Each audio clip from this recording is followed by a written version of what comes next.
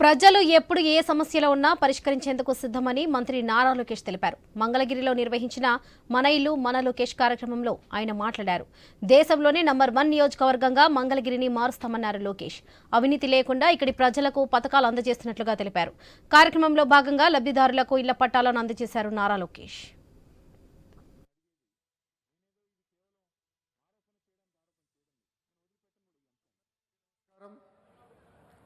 క్షమించాలి, కొంచెం ఆలస్యం అయింది వచ్చేగల. తల్లి, కొన్ని నిర్ణయాలు మన జీవితాలే మార్చేస్తాయి. 2019లో నేను ఒక నిర్ణయం తీసుకున్నా. ఆ నిర్ణయం మంగళగిరి నియోజకవర్గంలో పోటీ చేయాలని. వాస్తవంగా నాకు వేదిక మీద ఉన్న పెద్దలతో కానీ మీతో ఆనాడు పెద్ద పరిచయం కూడా లేదు. కేవలం నాకేంటంటే ఇక్కడి నుంచి ఉన్నాను, నేను ఇక్కడ ఉంటున్నాను, నివసిస్తున్నాను, ప్రజలకు అందుబాటులో ఉండొచ్చు, ప్రజలకు మంచి పనులు చేయొచ్చు అనే ఆలోచనతో ఆనాడు ఇక్కడ పోటీ చేశా. కరెక్ట్గా ఎన్నికలకి 21 రోజుల ముందల తెలుగుదేశం పార్టీ అభ్యర్థిగా మీ ముందల నుంచున. మీరు ఎదుర్కొన్న సమస్యలు నేను తెలుసుకోలేకపోయాను, నేనేంటో మీకు అర్థమవలేదు. ఎన్నికలు అయిపోయినాయి. 5300 ఓట్లతో నేను ఓడిపోయాను. మొదటి రోజు బాధ కలిగింది, ఆవేదన కలిగింది. కానీ రెండో రోజు నుంచి ఆ బాధ, ఆవేదన నాలో కసి పెంచింది. మంగళగిరి ప్రజలకి మంచి పనులు చేయాలా, తిరిగి వాళ్ళ మనసు గెలుచుకోవాలని ఆనాడే నేను నిర్ణయించుకుంటాం జరిగింది.